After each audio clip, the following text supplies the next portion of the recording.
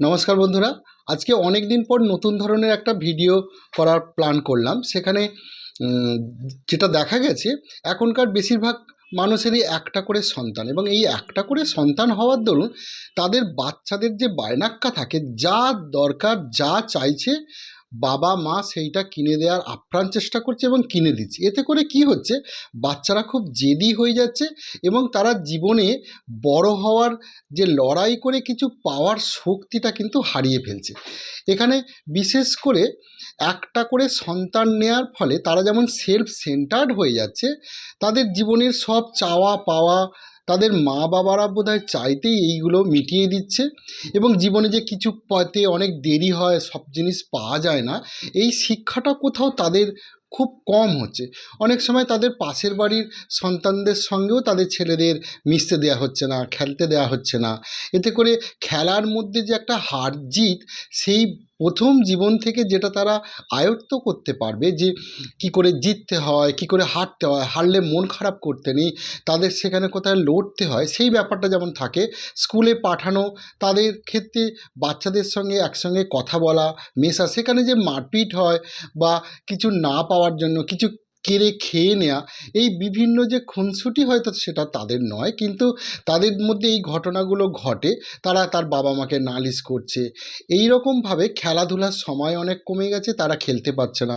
আমাদের কম বয়সের জীবনে যেমন খুব খেলাধুলার প্রচলন ছিল, আমরা খুব খেলেছি, সঙ্গে পড়াশোনাটাও হয়তো সেকেন্ডারি হিসাবে করতাম, এতটাই বেশি খেলার মধ্যে থাকতাম। কিন্তু এখনকার সেই সুযোগটাই আর নেই। তাদের বাঁধা ধরা জীবন, অনেক সময় তাদের এই সেলফ সেন্টার্ড হয়ে যাওয়ার আর একটা বড় কারণ হচ্ছে, বেশিরভাগ ক্ষেত্রে মা বাবা তাদের গ্রামের বাড়ি বা তাদের যে পৈতৃক নিবাস থেকে অন্য জায়গায় ফ্ল্যাটের জীবনযাপন করছেন, সেক্ষেত্রে তাদের হয় দাদু থাকছে না, ঠাম্মা থাকছে না, সেখানে মা বাবা ওই বাচ্চা পাশের বাড়ির ফ্ল্যাটের সঙ্গে হয়তো একটু হৃদ্যতাপূর্ণ সম্পর্ক আছে, কিন্তু সেই রকমভাবে ছেলেদের মিশতে দেওয়া হয় না। তাই শুধুমাত্র হোমওয়ার্ক, স্কুল, টিউশন, এই করেই তাদের কিন্তু প্রত্যেকটা দিন কেটে যাচ্ছে। এতে করে সেই বাচ্চার জীবনে লড়ার মানসিকতা যেমন হারিয়ে যাচ্ছে, কিছু না পাওয়ার বেদনা তাকে সঙ্গে সঙ্গে কিন্তু ক্রোধান্বিত করছে। যেমন লোডশেডিং হচ্ছে, সেখানেও কিন্তু বাচ্চা অনেক সময় কান্নাকাটি করছে, কেন লোডশেডিং হলো, কেন এটা হবে। কিন্তু এইগুলো যে নিয়ম, এগুলো হতে পারে, হবে জীবনে। ট্যাঙ্কিতে জল শেষ হয়ে গেছে, তাই নিয়েও অশান্তি। বিভিন্নভাবে কিন্তু তারা কিছু না পেলেই বিভিন্নভাবে যে অশান্তি শুরু করছে, এইটা কিন্তু তাদের বড় একটা পাওনা। অনেক সময় কি হয়, অনেকগুলো সন্তান হলে তাদের একটা ভাই বোন থাকে, তাদের নিজেদের মধ্যেও খুনসুটি করা, সময় কাটানো, খেলাধুলা, সেইটাও কিন্তু তারা সুযোগটা হারাচ্ছে। এটা চীন দেশে যেটা খুব বাজেভাবে একটা এফেক্ট হচ্ছে, ওদের এই গত 2 দশকে ওয়ান চাইল্ড পলিসির জন্য ইয়ং জেনারেশনের এত কম হচ্ছে, যে সেখানে এত বৃদ্ধ মানুষ, তাদের সেবা শুশ্রূষা করার জন্য যে একটা হসপিটাল ম্যানেজমেন্টে একটা হিউজ স্টাফ দরকার, সেখানে কিন্তু তাদের খুব ল্যাক হচ্ছে। আমাদের ভারতবর্ষে আবার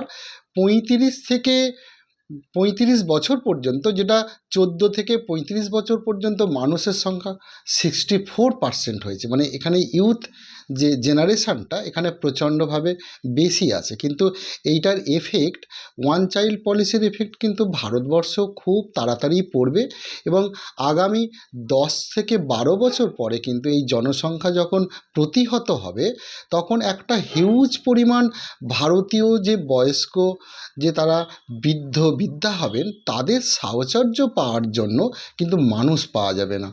তো এটা যেমন একটা বড় সমস্যা হচ্ছে, তারা এই মাটিতে বসে খাবার অভ্যাস কিন্তু পুরো হারিয়ে ফেলছে। আমাদের প্রথম জীবনে যেমন মাটিতে বসে খাওয়ার যে অভ্যাস ছিল, হাতে করে খাওয়া, তাতে যেমন খাদ্যদ্রব্য প্রত্যেকটা টেস্ট আলাদা আলাদা করে পাওয়া, এবং সেই খাবার মধ্যে যে একটা আনন্দ ছিল, সেটা কিন্তু এখনকার ছেলেদের মধ্যে নেই। এবং সে খেতে খেতে হয়তো টিভি দেখছে, মোবাইল দেখছে, এতে করে তাদের যেমন ইনডাইজেশনের সমস্যা হচ্ছে, তাদের অনেক সময় পুষ্টি হচ্ছে না, এই রকম ভিটামিন শরীরে ঠিকমতো কাজ করছে না, তারা অনেক সময় রোগা হয়ে যাচ্ছে এবং খিটখিটে হয়ে যাচ্ছে, ঘুম আসছে না, এই রকম বিভিন্ন ধরনের কিন্তু প্রবলেম হচ্ছে। ওই জন্য অনেক সময় আমি যেটা বলি, যে তাদের হয়তো মা বাবাকে আমি এমনও বলেছি যে আপনি অনেক টাকা রেখে যাচ্ছেন, হয়তো একটা সন্তান দিয়ে যাচ্ছেন, এর কিন্তু খুব বেশি এফেক্ট কিন্তু ওর জীবনে পড়বে না।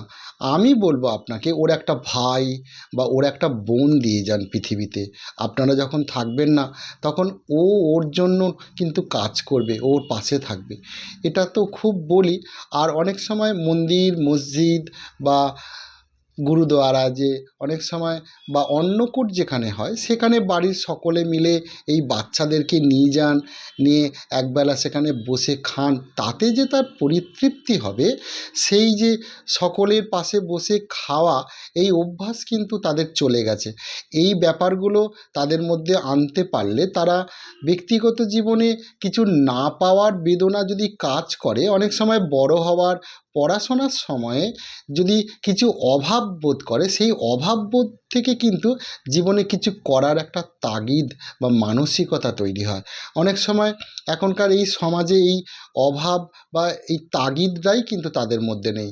বাবা সব করে দিচ্ছে, বাড়ি করে দিচ্ছে, কাজ করে দিচ্ছে, কিন্তু জীবনে যে এই পড়াশোনা করে সার্টিফিকেট পেয়ে লড়ে যে গেম বার করতে হবে, চাকরি করতে হবে, কাজ করতে হবে, বা কিছু ইনোভেশন করে স্টার্ট আপ করে জীবনে প্রতিষ্ঠা পেতে হবে, সেই ক্ষেত্রে কিন্তু তাদের মধ্যে প্রচণ্ড এই কর্মদক্ষতার অভাব খুঁজে পাওয়া যাচ্ছে গোটা পৃথিবীতেই। তাই এগিয়ে থাকা ডেভেলপড কান্ট্রির মানুষদের ভাবনা চিন্তা, যেখানে ফাইন্যান্সিয়াল ফ্রিডম বা কী করে জীবনে বড় হতে হবে, অনেক টাকা ইনকাম করতে হবে, তাদের ক্লাসের পড়াশোনার মধ্যেই যেমন সেইগুলো থাকে, আমাদের এই ভারতবর্ষে কিন্তু এই পড়াশোনার এখানে 12 বা গ্র্যাজুয়েশন পর্যন্ত ফাইন্যান্সিয়ালি কী করে স্ট্রং হবে, কী করে বিভিন্ন ধরনের ইনকামের পথ তাদেরকে দেখিয়ে দিয়ে টোটাল জনসাধারণকে ওয়াকিবহল করা, তাদের মধ্যে এটা প্রচার বা পড়াশোনার মধ্যেও কিন্তু কোনো চ্যাপ্টার নেই